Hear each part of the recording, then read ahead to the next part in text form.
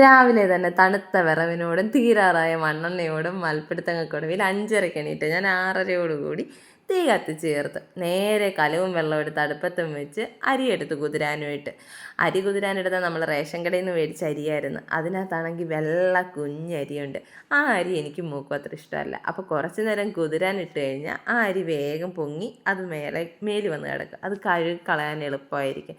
അപ്പോൾ ഒരു കൈയ്യെ ഫോണും പിടിച്ച് എനിക്ക് ഒരു കൈ കൊണ്ട് കഴുകാൻ പറ്റാത്തതുകൊണ്ട് ഫോൺ വേഗം താത്തു വെച്ചിട്ട് 2 കൈ ഉപയോഗിച്ച് അങ്ങോട്ട് കഴുകി തുടങ്ങി. ഒരു 3-4 വട്ടം കഴുകി എങ്കിൽ മാത്രമേ എനിക്കൊരു സമാധാനം കിട്ടത്തുള്ളൂ. എന്നിട്ട് വേഗം പോയി ഇച്ചിരി ചൂടുവെള്ളം ഉണ്ടാക്കി ചൂടുവെള്ളവും കൂടി ഒഴിച്ച് കഴുകി. എന്നാലേ ആ കട്ടിൻ്റെ മണം പോകത്തുള്ളൂ.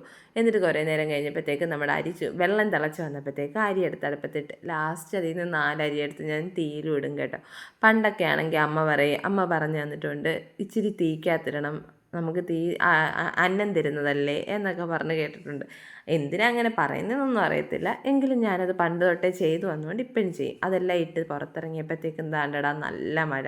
നോക്കിയപ്പോൾ ആ പൈപ്പിൽ നിന്ന് വെള്ളം താപ്പോട്ട് ഫോഴ്സിന് വീണ് മണ്ണെല്ലാം ഒലിച്ചു പോന്നു. വേഗം അവിടെ 2 കല്ലും എടുത്തിട്ട് നേരെ മീൻ കട്ട് ചെയ്യാൻ വേണ്ടിയിരുന്നു.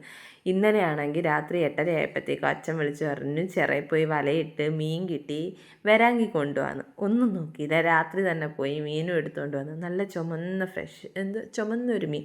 ആ മീനിൻ്റെ പേരെനിക്കറിയത്തില്ല. ബ്രാല്, സിലോപ്പിയ, ഇത്രയും മീനുണ്ടായിരുന്നു. ഇത് ഇത്രയും കൂടെ കൊണ്ടുവന്ന് രാത്രി തന്നെ ആ ചുമന്ന മീനും സിലോപ്പിയും ഞങ്ങൾ കട്ട് ചെയ്ത് രാത്രി തന്നെ വറുത്ത് കഴിച്ച്. അതിൻ്റെ വീഡിയോ പിന്നെ ഇടാവേ.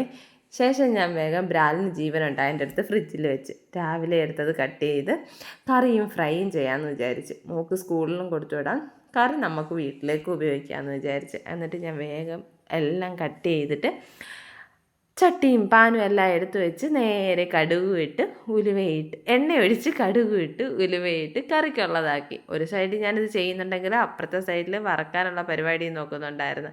എണ്ണയൊക്കെ ചൂടായി വന്നപ്പോഴത്തേക്കും നമ്മൾ ഇന്നലെ പുരട്ടി വെച്ചതാണ് ആ സിലോപ്പിയ. ബ്രാലിൻ്റെ വാല് ഇന്ന് പുരട്ടിയതും. അങ്ങനെ അതും എടുത്ത് അതിനകത്തിട്ട് വറക്കാൻ വേണ്ടി വെച്ചു. എന്നിട്ട് ഞാൻ നേരെ പോയി നമ്മുടെ മീൻകറിയുടെ അരപ്പ് തയ്യാറാക്കാൻ വേണ്ടിയിട്ട്. മീൻകറിക്ക് ഇടാൻ വേണ്ടിയിട്ട് ഞാനാണെങ്കിൽ നല്ല മുളക് പൊടിയും മല്ലിപ്പൊടിയും മഞ്ഞൾപ്പൊടിയും ഉലുവാപ്പൊടിയും ഉപ്പും വെളുത്തുള്ളിയും ഇഞ്ചിയും ഇതെല്ലാം കൂടെ മിക്സിയുടെ ജാറിനകത്തിട്ട് അടിച്ചെടുത്തിട്ടാണ് ഞാൻ മീൻകറി ഉണ്ടാക്കിയതെന്ന്. നല്ല ടേസ്റ്റായിരുന്നു കേട്ടോ.